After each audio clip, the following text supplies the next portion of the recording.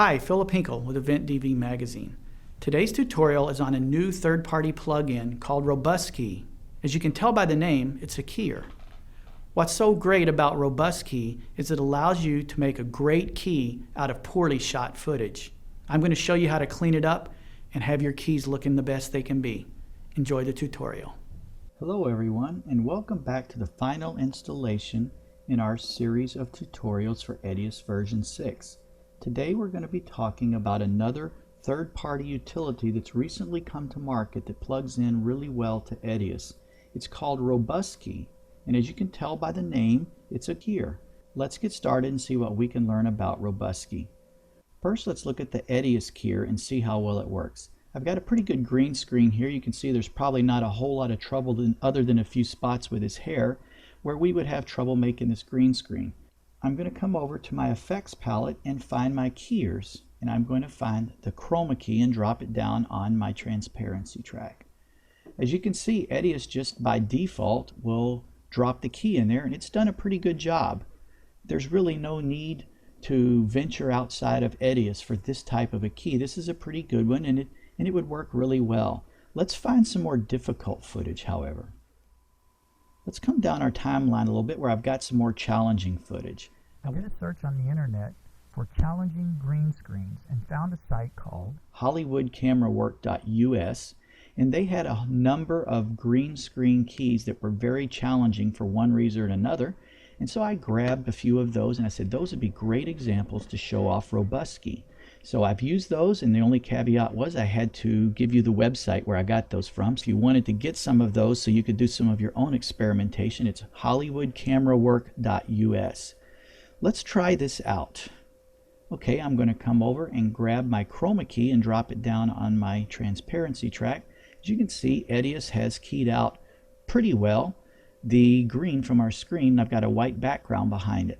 However, we do have a lot of reflection around the edges picking up the green. So let's open up the chroma key and see if we can clean that up just a little bit. In my experimentation, I've discovered that the circle gives me a little bit better quality key. So if I drag this up a little bit, you can see my greens are getting a little bit more washed out, and we're losing those a little bit. As we move it around, you see we actually are brightening it up and in a way flattening the image, making it more washed out.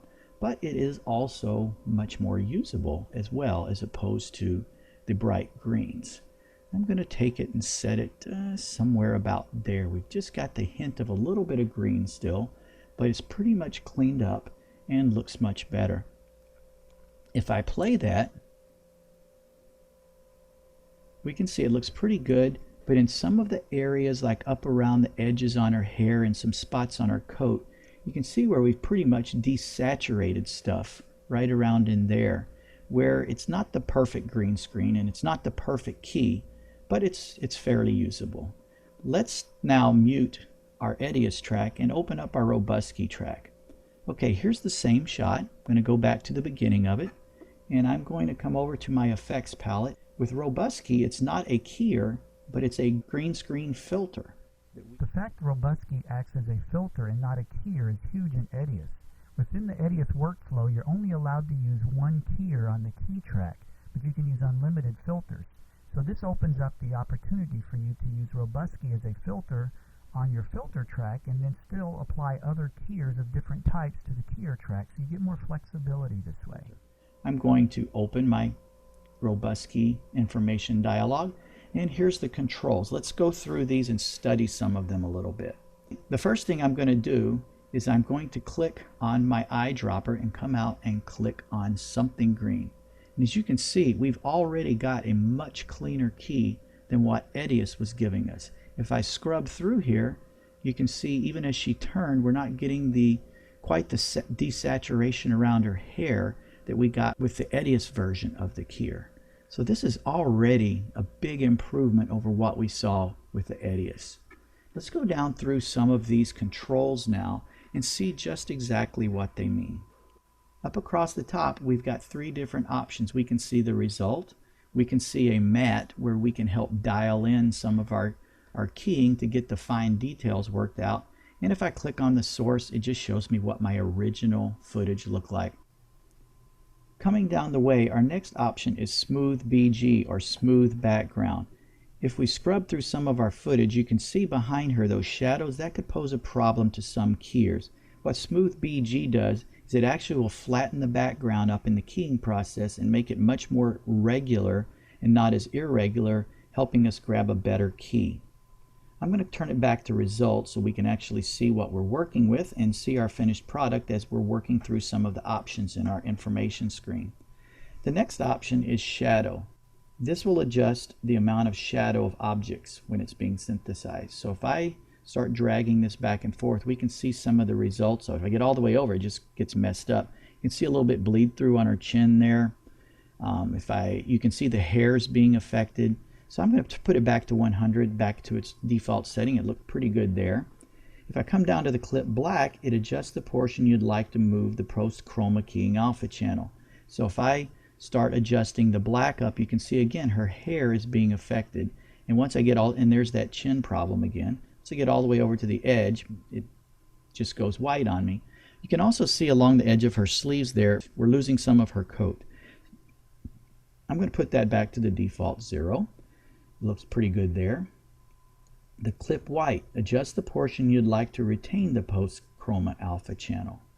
So if I start adjusting my white down, you can see the results. We start to introduce some of those shadows from our green screen, the portion behind her that wasn't keyed very well or that was going to affect and give us problems with our key. We're going to ramp that back up to the default settings because overall those 3 settings looked pretty good right out of default settings. The next option down is deblocking.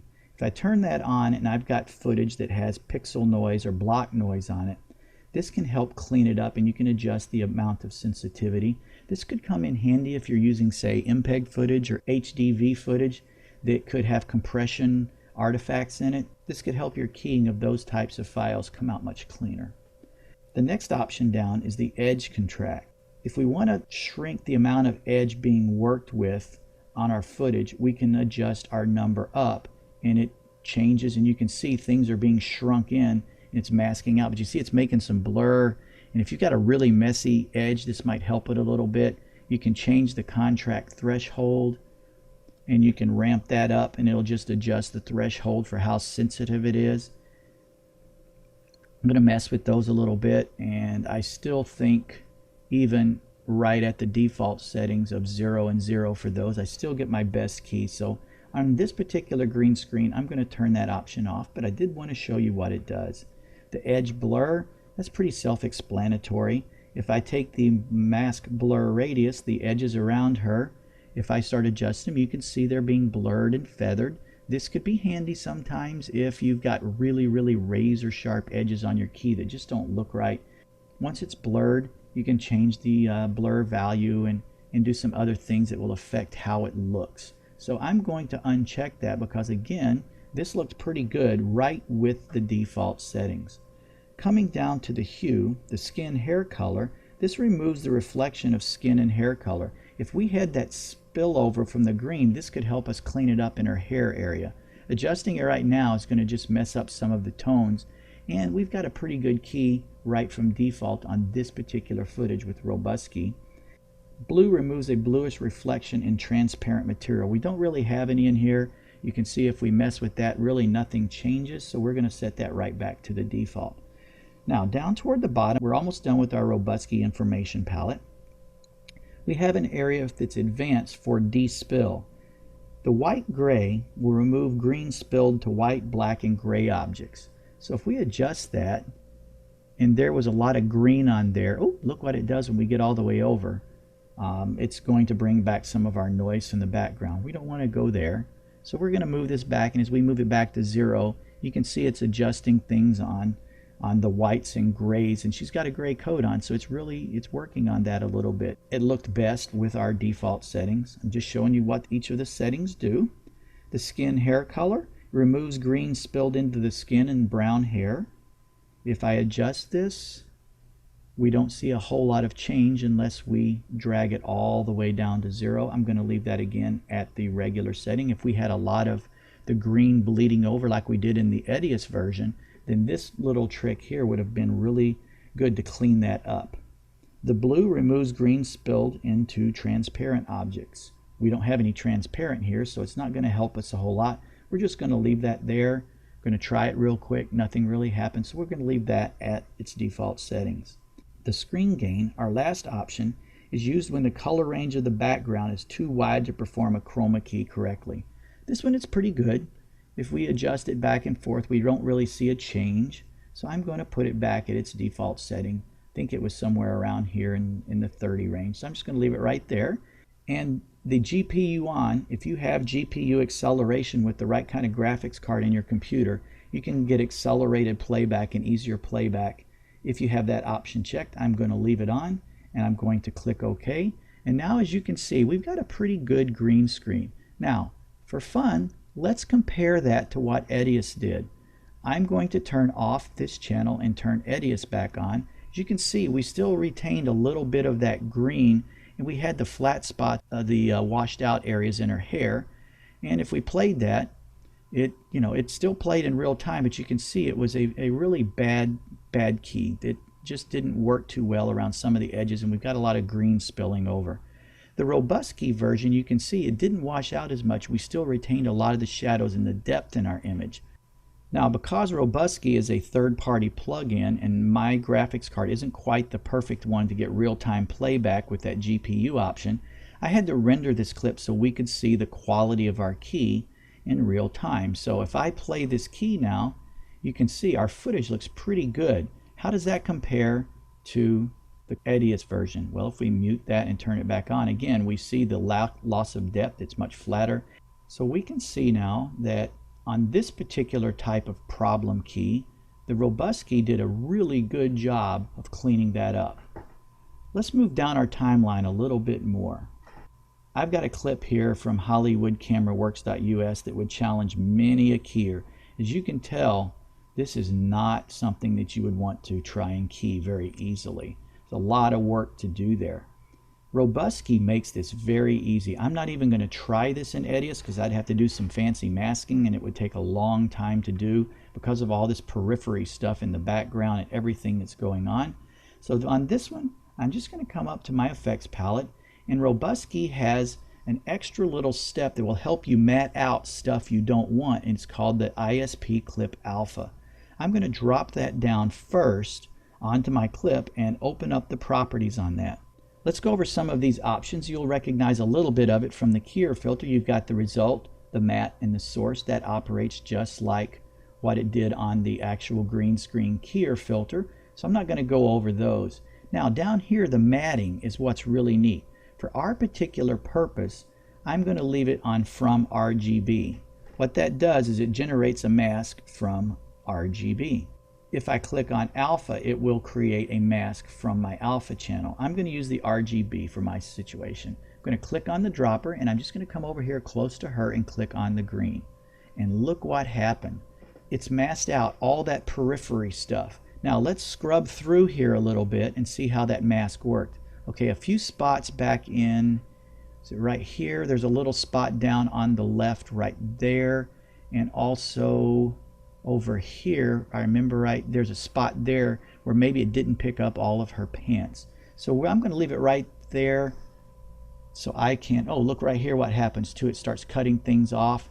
So I'm going to put my cursor back over here and find one of those trouble spots right there. It's cutting some of her pants off right just down in the edge. And I'm going to work with some of my settings here. My screen area specifies the background area. If I ramp this up, you can see it's going to start doing funny things to my clip. It's going to start cutting off part of my mask. We don't want to use that, so we're going to run it back up to about, I think it was set at 90% by default. There, that's where it was at. We're going to leave that there. The keying threshold increases the value when hair or transparent objects are not recognized as subject. We're not having that problem in here, so we're really going to leave that setting alone. But if it's having trouble recognizing hair and things as part of the mask, then you could use this and it'll expand little sections, as you can see. It'll also help you expand some of your masked area. I'm going to put that back down at its default, since ours is pretty good. The expand mask, it adjusts the distance from the subject to the mask out here. This one we can use. Let's slowly drag it over and see what happens. Okay, see our mask is getting a little bit bigger, but now I've got her pants disappearing down on the screen, so when I scrub through here, I keep all my content. I think I saw a little spot right there where maybe it isn't quite right, so I'm going to adjust my mask out just a tiny bit more. There we go. Now I think I've got her pants into the screen all the way through my clip. Okay, that looks pretty good. So I'm going to leave that alone. The foreground object count, what that does is it specifies a number of objects in your foreground. It defaults to 1. We really only have 1, but you can see if I ramp it up, it's going to start grabbing edges of my screen and masking those out. We certainly don't want any of that, so let's put that back down to 1. But that could be used depending on what you've got in your scene. Maybe there was 2 people in there, then maybe you would want to use that. The block size, it adjusts the precision to determine your subject. This process may slow down when you run the numbers down low. It could slow down the playback and things like that. Right now, what we had on default works pretty good, but you can see how this tweaks and manipulates the edges around the mask. And you can see as we move it up, the blocks are getting bigger that our mask is created out of. And it looked pretty smooth the way it was. I kind of liked it back down here. It looked pretty good, so I'm going to put it, let's set it back to 15. That was pretty close to where it was for default. Okay, that covers our ISP clip alpha. I'm going to click OK. And now all I do is come back to my effect palette and grab my ROBUSKEY green and drop it down on my clip. I'm going to open it back up, and just like I did before, I'm going to grab my eyedropper, click on my green, and look at that. We've got that whole mess keyed out. This one worked pretty good right with the default. If I start, whoops, I went past my clip there. If I start scrubbing this, you'll see it all stays on screen. I put a white background back here intentionally so we can easily see when things maybe go wrong. I've got a pretty good key off of footage that initially looked like this. Can your keyer do that? If not, ROBUSKEY might be just the keyer you need. Luckily for EDIUS users, it's now available as a third-party plugin, so we can have the best keys possible. Okay, coming down the way, I've saved the most difficult key for last. I'm going to mute my channel and show you my background. I've got this background, it's just a typical Windows wallpaper that was installed on my computer. I'm just going to leave that there as my background instead of white because it's going to help us see how well our keying is going with this challenging key. I'm going to turn on my EDIUS layer, and as you can see, our key is very challenging. There are so many things that can go wrong in here. We've got the hair, we've got all the different shades of green in her blue veil. You can imagine the challenge this is going to be. I'm going to click on my clip and go over to my effects palette and grab my chroma key from EDIUS, and let's see how clean we can get it with EDIUS. Right by default, when we drop the clip on, it's cleaned up some of the green, but you can see we've got plenty of work to do on this one yet. I'm going to double click and open my chroma key, and let's work on this a little bit. Again, on this one, I think I found the most success using the circle. If I take the corner and drag it up a little bit, you can see I'm starting to see some of that background through her veil. I can still see some of the shades in her veil as well. So I'm going to tweak that a little bit and set it somewhere around there. Most of her veil is still there. It has not disappeared. I'm going to twist this around a little bit and see if I can find that happy spot where it's the best. If I go too far, see, she starts to disappear. That's not good.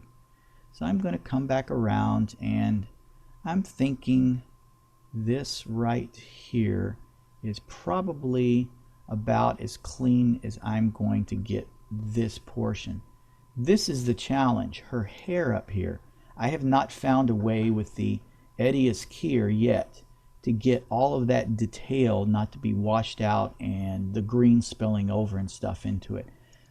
In my work here with the EDIUS keyer, this has been about as clean as I've been able to get this particular challenging key. So I'm going to leave that there.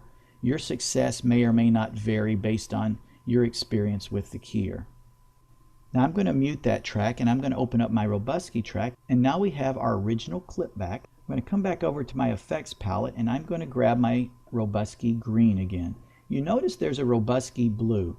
That's the same exact filter as the Robusky green, except it works on a blue screen. We only have green screen footage, so I'm just showing you the green, but the blue works the same way. I'm going to drag that down onto my clip again, and I'm going to open up the Robusky keyer. I'm not going to go over these options again, but we've already done that. But I am going to click on my eyedropper and click on the green, and let's see where we stand. Right away, we're in pretty good shape. Look, it's maintaining lots of her hair. We're still seeing many of the strands. It's a little degraded, but we see clear her hair. We don't have all the blockiness in her hair, and we've got the veil showing much of the scenery behind us just with a single click in Robusky. Let's see if we can tweak it just a little bit to improve it some. I'm going to mess some with my shadows, see if that helps. Yeah, it richens the colors up a little bit and brings them out. We don't want to go too far. We lose that mesh look from the veil. I'm going to adjust that down just a little bit, but look what I did to her hair. I guess I better, oh, yep, I think I'm going to leave that about right there. Let me scrub around a little bit, make sure it still looks good. I didn't lose too much of her hair. We're still getting a lot of that flying in the wind, which is a good thing. See what happens when we work with the black. I think we're losing too much of our mesh there. Let's work with the white a little bit. That was the wrong direction, so we don't want to use that. I'm going to come down here with my despill and see how the white gray helps. Pretty much the default works better than any adjustments I can make. The skin hair color, no difference there. The blue will start bringing the blues back to our veil. We don't want to do that. The screen gain, let's try that. And it starts to show a little bit more of our screen behind it. We can still see the mesh on the veil. The hair still looks good. I'm going to use that screen gain up just a little bit. I kind of like how that looks. We've got a nice background. We still can see strands of her hair pretty clear. We don't have that blockiness in her hair. If we come back to the beginning section where we could see it in the EDIUS clip, look at the difference in her hair there. And we can see through her veil, yet we can still see her veil. And it looks like there may be a tiny trace of greens down in here that didn't get picked up, but it's very, very small and hard to see. So I'm liking that a whole lot. Let's see what it looked like on our rendered version, because again, it's a third-party filter and does not play in real time within EDIUS. I'm going to come over and close down my Robusky keyer, and now I'm going to mute that track. Now I'm going to open up the rendered version. As you can see, this looks really good with the Robusky keyer. There's a few spots where some of the hair gets a little stringy, but we're holding much of the hair detail. Look at that. You can still see some of it up in here. Kind of disappears a little bit there. But compared to our EDIUS key, it is a huge, huge improvement. EDIUS has a great keyer when you've got a good green screen shot. But when you've got a challenging green screen shot, you can see how much improved Robusky is over the EDIUS keyer. So if you do a lot of green screen work, it's important to your business, you may just want to check out this new Robusky third-party plugin available for EDIUS. That's all for this tutorial series. I hope you've learned a lot from the help I've been able to give you. Thank you very much for your time, and you have a great day.